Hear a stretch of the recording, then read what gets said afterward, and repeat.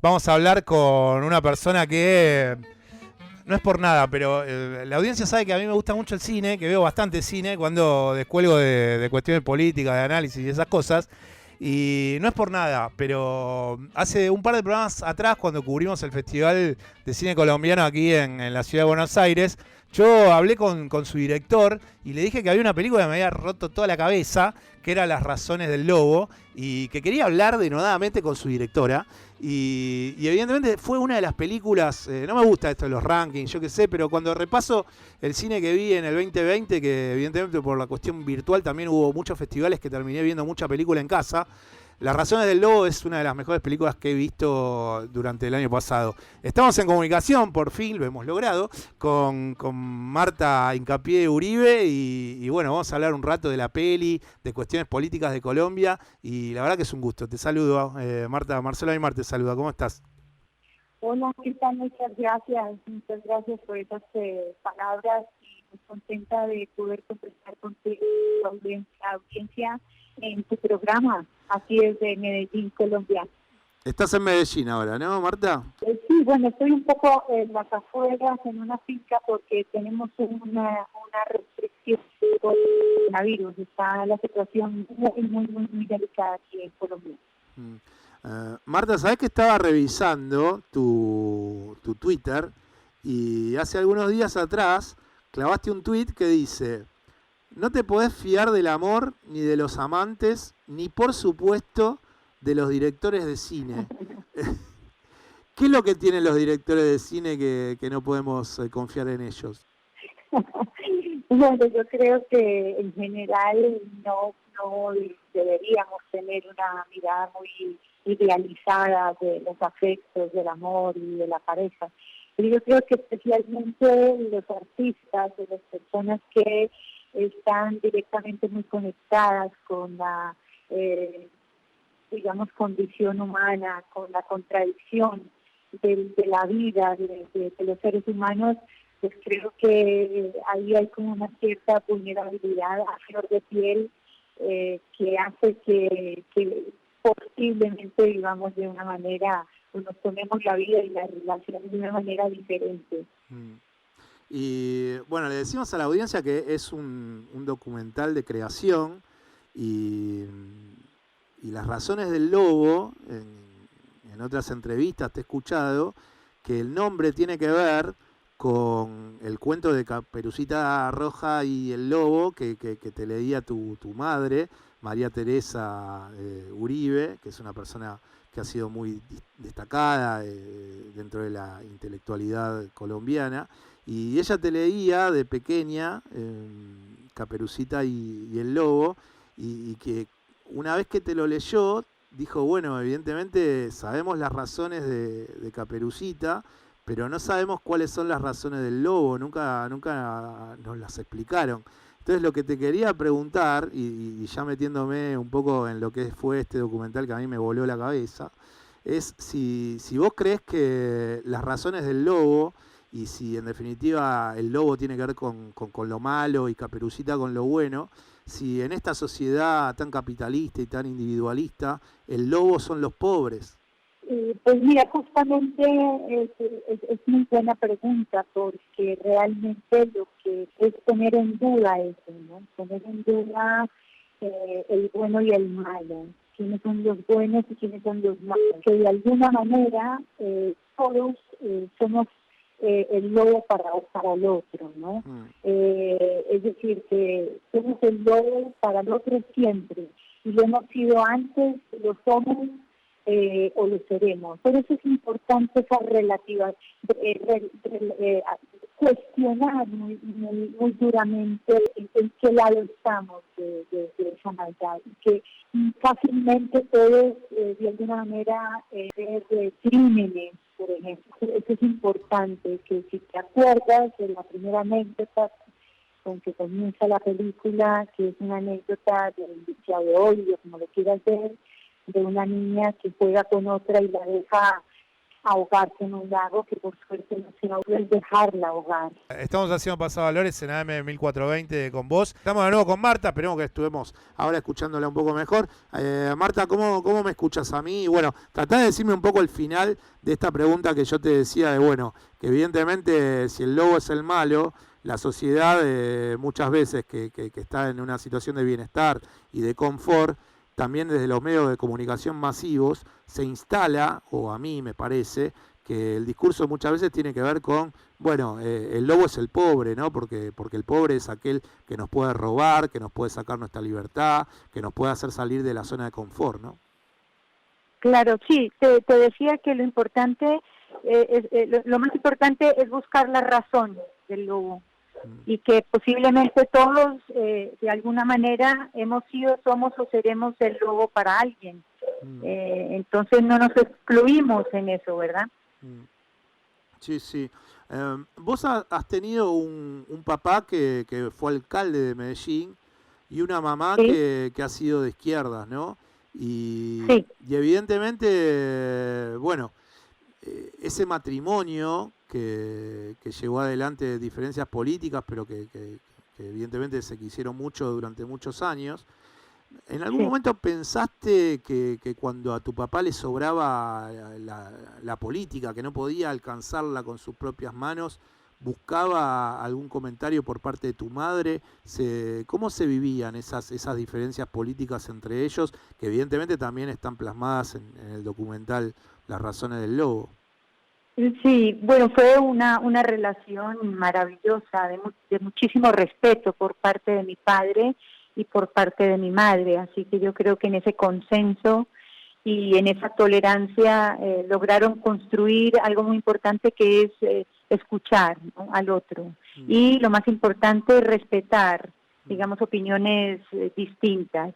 Y yo creo que de alguna manera mi madre influyó de una manera positiva en mi padre, porque mi padre realmente era un hombre de origen más popular y era un hombre que realmente tenía sensibilidad social, no hacía parte, digamos, de las derechas o las ultraderechas que conocemos, sino más bien un hombre tradicional y conservador. Vamos a escuchar el tráiler de tu documental, Las razones del lobo, y después en base a eso te quiero hacer una pregunta como documentalista. ¿Qué te parece, Marta? Vale, claro que sí, estupendo. Aquí me sentía segura. Al club no llegaban los gritos de las protestas populares. Mi mamá me decía que llegaría la revolución. Desde entonces yo la esperaba con miedo y el pueblo con esperanza.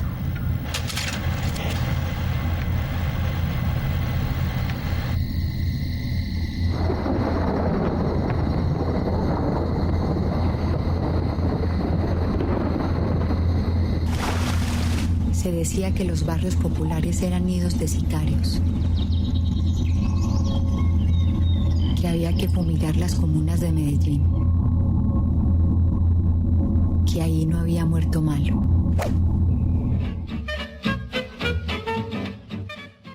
¿Alguna vez, Marta, te pusiste a pensar como yo me puse a pensar cuando vi el documental, que tiene una cadencia, que está contado esos 50 años de violencia de Colombia, con pausas, también contado desde un lugar muy elitista, ¿no? Que es el club donde vos viviste durante toda tu vida, que es el Club Campestre de Medellín, que le decimos a la audiencia que es un lugar muy exclusivo de la ciudad de Medellín, lo que sería acá en paralelo algún country extremadamente costoso del conurbano de la provincia de Buenos Aires, y allí viviste tu infancia, tu adolescencia, y yo pensaba y decía, ¿no? La decisión de cuando uno termina un documental y hasta dónde pone el cuerpo, y vos acá pusiste no solamente el cuerpo, sino también la voz, y ahí va la pregunta: si no tuvieses la voz que tenés, ¿te hubieses pensado que tal vez no era conveniente que vos realizaras el documental, vos tratando de llevar adelante la narración? Sí, me lo pregunté, pero para mí era como importante responsabilizarme del relato, decirlo yo en primera persona. Además, tuve una persona que me guió mucho en la voz, una coach muy buena, que me guió en la cadencia, en los silencios, en la forma, en la manera. Además que para mí era muy importante que esa voz fuera serena, fuera más que serena, como indiferente, que el choque entre esa voz indiferente y lo que se veía estuviera, digamos, la emotividad, no en el tono de la voz. Y bueno, hice unas pruebas y me gustó, y entonces tomamos la decisión de hacerlo, que lo hiciera la propia directora. Me parece muy interesante también desde dónde está contado, ¿no? Está contado, como yo recién explicaba, del lugar en donde vos has vivido muchos años muy importantes de tu vida. ¿Y cómo es ese Medellín que... ¿En cuánto ha cambiado ese Medellín de esos años en donde había muchísima violencia y, bueno, como decís en el tráiler, sicarios, cárteles de la droga, secuestros y también una efervescencia política muy divisoria, ¿no? Con el advenimiento del M-19 ahí en las elecciones fraudulentas de 1970 y bueno, todo lo que termina viviéndose y finaliza en el plebiscito que llevó adelante el expresidente Juan Manuel Santos, en donde le pedía a los colombianos que optasen por la paz, y que evidentemente esa paz fue muy buscada por tu madre, por María Teresa Uribe, y al final en ese plebiscito gana el no. La pregunta sería, ¿cómo ves de cambiada a esa Medellín de tus primeros años de vida con la Medellín de hoy? Y si esas diferencias sociales tan marcadas en tu documental siguen aún estando. Sí, muy interesante esa pregunta, porque claro, esa niña que narra vive apenas en una ciudad muy pueblerina, ¿no? Muy viviendo en un ostracismo, muy apartada del mundo, con ideas muy endogámicas.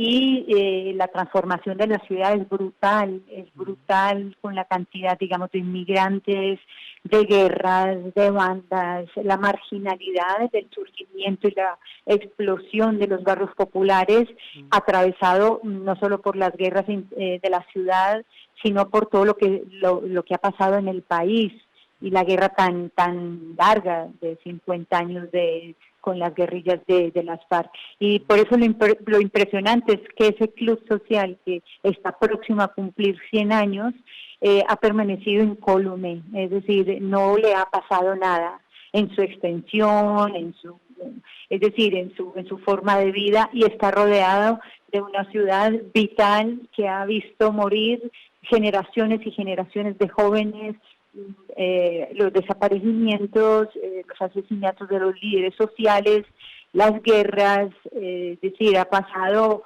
un volcán alrededor de una isla incólume o intocada. Entonces el contraste es muy bestia por eso. Cuando un documentalista se pone a pensar en un trabajo, ¿se da cuenta que puede haber lágrimas por parte de alguien que recibe ese material, o las lágrimas las piensa una vez que ya las derramó él? Yo creo que al ser una pieza tan visceral, tan sincera, en el sentido de que me expongo al mismo nivel que expongo la historia familiar y la historia de la ciudad, puede haber una capacidad de empatía muy grande con el público. Imagínate tú que vives tan lejos de mí, que eres argentino, aunque los países latinoamericanos hemos vivido unas historias que pueden juntarse muchas veces en los dramas y en los dolores. Es muy interesante que además hayas tenido una lectura tan fina, tan detallada de la película, cosa que me alegra muchísimo oírte y escucharte con esa rigurosidad en los detalles, ¿no? Y pienso que por eso yo creo que por lo menos en Iberoamérica la película ha tenido, digamos, una recepción importante, porque a través de lo más íntimo, digamos, de lo más personal, la idea es que ha podido trascender porque ha estado ligada emocionalmente a unos acontecimientos históricos que posiblemente nos ha tocado vivir a todo Latinoamérica. O sea que esas lágrimas, ese dolor, ese desgarramiento, o eso que te digo yo, que esa situación más visceral, puede fácilmente ser conectado con el espectador, puede ser más empático el espectador. Y Marta, en ese lugar tan exclusivo que se llama el Club Campestre de Medellín, en donde hay un hermoso lago, en donde hay verde por doquier, en donde hay caballerizas, canchas de tenis, en donde viviste seguramente años muy felices de tu infancia y de tu adolescencia, en esa Medellín violenta y dentro de ese lugar exclusivo, ¿se escuchaba el ruido de la ciudad? ¿Se llegaba a escuchar de noche la violencia que vivía Medellín y Colombia a finales de los años 80, comienzos de los 90? ¿O estaba tan lejos que era imperceptible? También haciendo un paralelismo con lo que le pasaría si era imperceptible ese ruido a violencia con el quehacer cotidiano de la gente que habitaba ese club, o realmente por las noches se notaba que Medellín era una ciudad muy violenta. Pues realmente, si te acuerdas un poco en la película, cuento que cuando volaron el edificio Mónaco, que era el edificio de Pablo Escobar, donde vivía con toda su familia, que era en ese sector exclusivo del barrio El Poblado de Medellín, la explosión fue tan fuerte que tumba, digamos, el techo de uno de los comedores principales del club, ¿no? Que irónicamente lo seguimos llamando Salón Pablo Escobar. Así que es interesante, porque es como si cayeran las esquirlas, ¿no? Es como si cayera, como si esa violencia estuviera, aunque se oiga y aunque en algunos momentos repercutiera de manera físicamente, de alguna manera siempre estaría fuera de cuadro, así como es la película, como quise yo que esa violencia estuviera siempre en fuera de cuadro, que nunca se mostrara, digamos, en imágenes de archivo, en nada, porque así se ha vivido de alguna manera. Y si se ha tocado, ese interior se ha tocado de manera leve. Bueno, otra cuestión es que esas clases altas también estuvieron obviamente muy tocadas. Muchos fueron también secuestrados, muchos también fueron asesinados, y por eso pues el lugar se convierte como en una suerte de refugio en la guerra, ¿no? Como un lugar donde, una burbuja donde se puede meter ahí y donde de alguna manera, entre comillas, digo yo, se está a salvo. ¿Y qué fue las cosas más importantes desde lo artístico que pensás que aportó tu madre en el crecimiento tuyo como directora? Yo creo que la presencia de mi madre ha sido fundamental, digamos. En primer lugar, yo creo que fue una mujer muy valiente, fue una mujer que tuvo una voz propia, fue una mujer muy auténtica, una investigadora, y yo creo que esa referencia es muy importante para una autora, directora autora, es decir, no temer hablar en voz propia, no temer hacer piezas cinematográficas que están en las márgenes, que no, digamos, de alguna manera no está cediendo al espectador formas o maneras de construir para entretenerlo, para hacer, sí, para hacer películas más hegemónicas, más conocidas, más fáciles de ver, sino que tener la valentía no solo de lo que se dice, sino cómo se dice, ¿no? La construcción de esa forma o las decisiones estéticas que son radicales y que me alegra mucho que tú las hayas entendido en su altura, en su profundidad, ¿no? A veces pensamos que, bueno, el gran público, ¿no? Pero yo creo que la película puede llegar, así no sea fácil, puede llegar a ser entendida, y más que entendida, sentida, en su emotividad, ¿no? En su fuerza. Vamos a decirle a la audiencia que más allá del Festival de Cine Colombiano que se llevó adelante acá en Buenos Aires, me imagino que después de esta conversación, o por lo menos es lo que yo quisiera que sintiese la audiencia, es poder tener acceso al documental Las razones del lobo. ¿Cómo podemos hacer para difundir este material y para que la gente pueda tener acceso a la peli? Pues mira, justamente por la pandemia hemos tenido la oportunidad de estar en muchos festivales que han estado online. Uh-huh. El más cerca es la Sexta Bienal Dona y Cinema, uh-huh, y va a estar en Filmin, que es una plataforma de España muy buena, muy importante, uh-huh, del 15 al 30 de enero. No sé, nosotros aquí en Colombia accedemos porque ya sabes, ¿no? Engañamos el navegador. Eso no es muy políticamente correcto, pero yo soy de la más guerrillera en ese sentido, copias malditos, y cuando tenemos que acceder a la cultura y más cuando estamos encerrados, pues creo que podemos acceder. Así que la más cercana es esta, que va a estar en la plataforma Filmin, del 15 al 30, en esa selección oficial de la Sexta Bienal Dona y Cinema. Perfecto. Nosotros lo vamos a subir a nuestras redes, Marta. Esa información la vamos a subir a nuestras redes.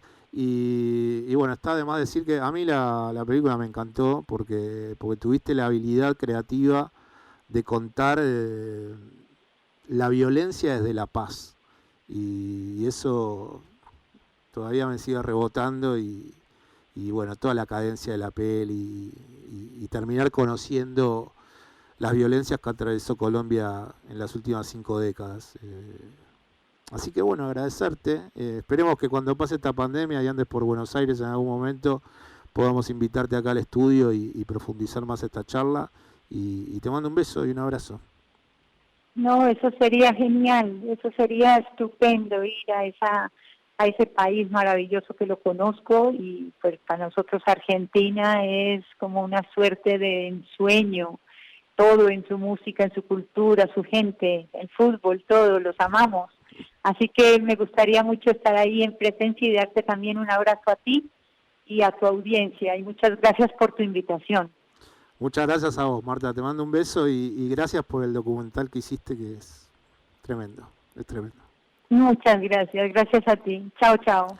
Bueno, quien está hablando con nosotros era Marta Hincapié Uribe, que ella es abogada de la Universidad de Medellín. Después fue comunicadora, porque estudió comunicación social y periodismo en la Universidad de Antioquia, en Colombia. Y después se fue 10 años a vivir a Barcelona.